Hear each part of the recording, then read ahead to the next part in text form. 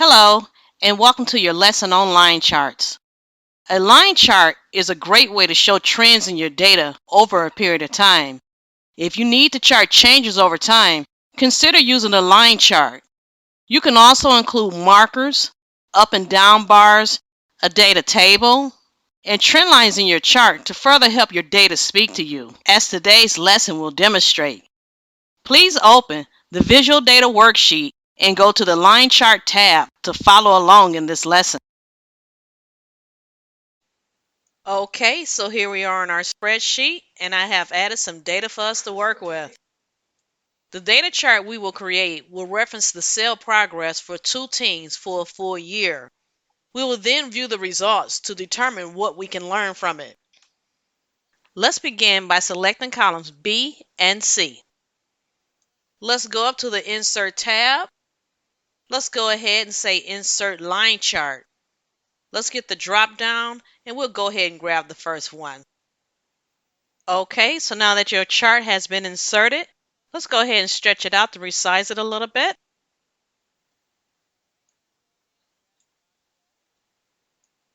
And let's head up and say select data. Now I'm just going to update the horizontal labels. So let's go ahead and click edit. Now let's go ahead and grab January through December, and let's go ahead and say OK. And then let's say OK again. Okay, so now let's take a look at our chart and see what we can learn from it. Okay, so I'm going to start with Team A. Let's go ahead and follow the line graph and see what this information tells us. So it looks like Team A took a slump in February and continued on a downward path all the way through April. So what this team would need to determine is what was going on during that period that caused the slump. Looks like we stabilized in May and June, then they continued on an up and downward path throughout the year. In October, the team had sales of over 372,000, but then in November, sales were down to 251,000. So what was going on during that period? What was being done differently during that period? So you can learn a lot from these graphs just by visually looking at them. So let's take a look at Team B. So Team B had a pretty good year. They continued on an onward path for the most part throughout the year. We did hit a slump in July. Looks like sales went from 285,000 to just over 226,000.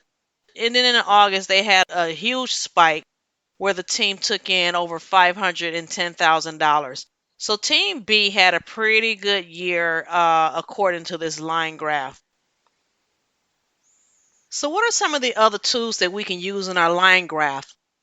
Well, we can change the chart to a line graph with markers. Markers are symbols, often circles, at the point on each line.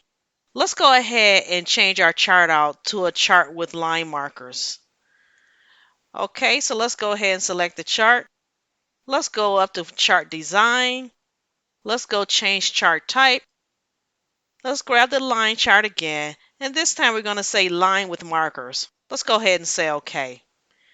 Okay, and so this helps you further identify the points in your chart. Let's go ahead and add a data table as well. Let's click the plus sign next to our chart, and then let's just go ahead and say data table. Now this will give you an additional view of your data where you can do a monthly comparison of team A and B. You can also add up and down bars. Let's go ahead and click our chart. Let's get the plus sign. Let's scroll to the bottom and let's just say up and down bars. So as you look at your chart, you will see where team A is above team B. And as you can see, as time goes on, team B outsells team A. Additionally, we can add a trend line to help us forecast our sales. Let's go ahead and take a look and see how that's done. Okay, so first I would like to get rid of the up and down bars. Let's go ahead and click the plus sign. And let's just go ahead and deselect up and down bars. So I'm going to base my trend line on team B. So let's go ahead and select the orange graph on our chart. Now I'm going to simply do a right click and then I'm going to say add trend line. So now the formatting options open up. I want to determine which trend line best will meet my need. You want to choose a trend line that's closer to 1 on the R squared value. So let's go ahead and check display R squared value.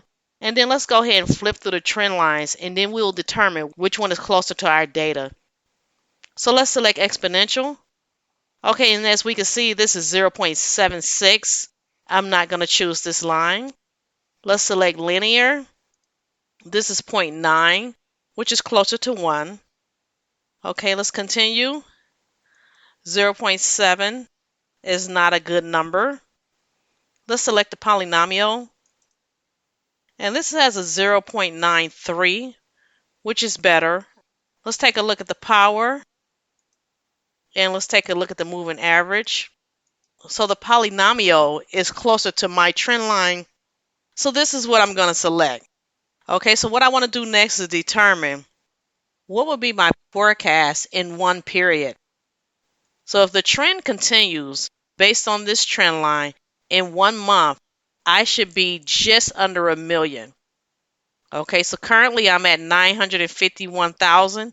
So in a month, I should be just under a million if this trend line continues. Let's back 1 out and put a 2 in. And in 2 months, I should be between 1 million and 120 million if my given trend line continues. And with that being said, we're going to go ahead and wrap up the lesson. I hope you found this information helpful, and I'll see you in the next video. Okay, so that wraps up this video. Job well done today. Be sure to save your work and then celebrate your accomplishments. Great job.